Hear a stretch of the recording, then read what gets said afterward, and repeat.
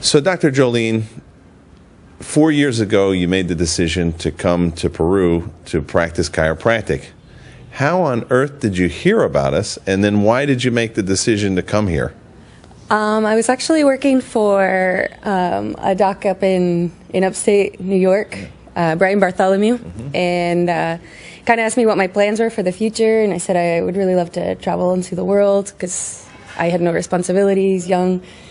And he's like, "Oh, you should talk to my friend Shuval." And I was like, "Oh, I've actually seen him talk before." And he's like, "Yeah, he has consultorios or what are they called now in English?" Yeah, offices. Offices, yes, offices all over the world, in the Dominican, Peru, and I think I actually wanted to work in the Dominican originally.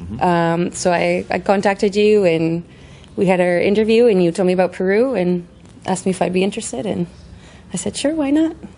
Now, you must have had some apprehension, of going to a foreign country and practicing chiropractic. What were some of your concerns or maybe your fears about coming here?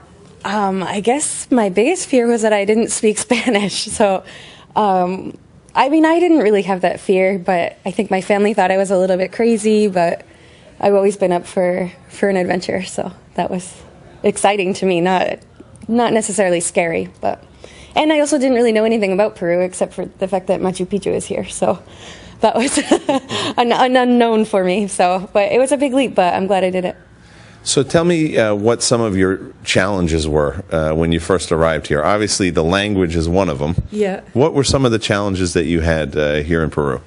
I think the language was really the biggest one of all. And the food, the water, I got sick a couple times. So, but living in a big house with lots of people, I was used to living on my own, so it was actually a blessing for me because I had friends and I didn't feel so isolated. But yeah, it was a little bit of a struggle to lose that privacy. It was like living in the dorms again. So, tell us a little bit about what you feel are some of the major benefits of working at Shuval Chiropractic. Obviously, being 4 years here, there must have been some things that you really liked a lot.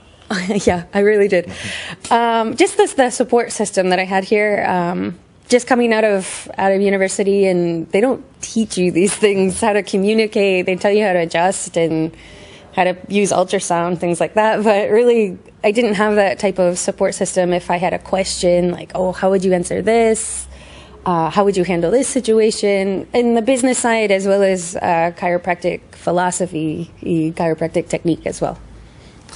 So would you say that your experience here molded you to be more certain in the aspects of your practice? Oh my gosh, yeah, 1,000%. Certain in the chiropractic adjustment, because we don't do any modalities here, but we see crazy changes, amazing things that you would never even imagine could possibly happen, and you see the real power of an adjustment when you're not like messing with all of the other modalities, hot packs, ultrasound, and you get to really see the power of the adjustment, which is awesome.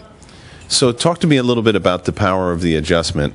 Tell me maybe one of the cases that you had that impacted you the most during your 4 years here in Peru. Oh God, there's so many.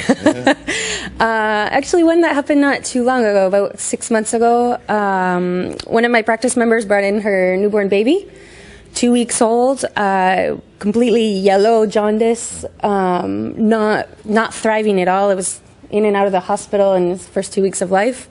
His atlas was really, really out of place, just a simple adjustment, and his mom said it was like a light bulb went off, and like he got his color back, his eyes opened up more, and he started being able to thrive better. So that was really impactful with just one adjustment of one vertebra. Talk to me a little bit about the female aspect of being here, because I can imagine that female doctors of chiropractic might have a little more apprehension about safety, being here in Peru. Talk to us a little bit about that. About the safety of being in Peru? I haven't really felt unsafe here. What I have noticed is when I first started, because I wasn't as confident, a lot of the male practice members kind of took that as like a weakness, and they call it machismo here. Like they think that like women aren't quite as strong as men, and like, oh, can you really move my spine? And then I just kind of chuckle. I'm like, yes. But once I gained my confidence, it was a lot easier to communicate, and like they realized that I was a professional. I knew what I was talking about, and yes, I can move your spine perfectly fine. You certainly proved a lot of the doubters wrong. So, yes, I did. tell us about maybe the level of volume of taking care of people in the United States, your experience prior to coming here, and then maybe your maximum volume of patients that you saw while you were here during the 4 years. I guess my real only clinical experience was in university, and so I was used to seeing very low volume, half an hour with each person. I'm speaking Spanglish now. With each person, I was with a half an hour, and so I didn't really have that much experience with high volume. I think when I first got here, we were at around 250 a week, and my highest week, I think we got up to like 450 a week, and it was pretty intense. But it goes by fast, and it's so much fun to see that many people getting better. In one day, I can see over 100 people.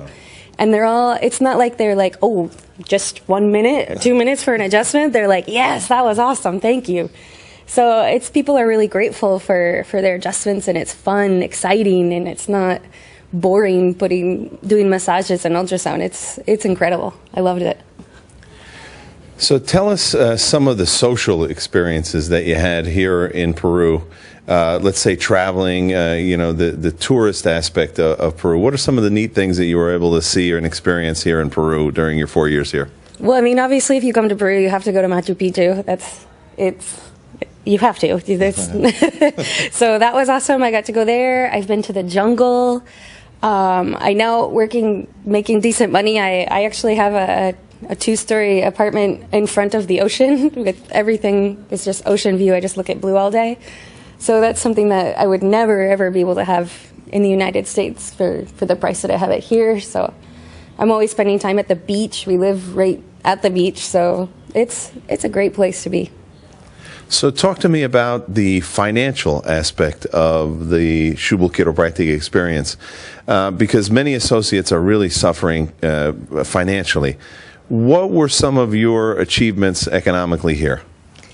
Economically? Well, I mean, at first it's hard, because if you're not seeing that, you get paid based on the number of volume that you see. So at first it was a little hard, but living here in the Schubel house, I didn't have that expensive rent or anything, so you can really start to save your money. I think my best week in practice, I made over $3,000 in 1 week. So it's sufficient to rent your own private apartment in front of the ocean. So it's pretty rewarding if you put in the work. That's the key. So you made enough money here that you just decided, I'm not going to take advantage of the free living, the room and board and the zero expense lifestyle, and you said, I'm going to get myself a penthouse apartment overlooking the Pacific Ocean, and I'm paying for it out of my pocket, because it's not how much you gross, it's how much you net, right? It's what is your take-home pay, right? Yeah. So you've been able to do probably better than most associate chiropractors in the United States. Most associates, and I think probably better than people who even have their own practices. And I've had the chance, even with the expense of having that apartment and other expenses, I have been able to save, and now I have enough money to open my own practice.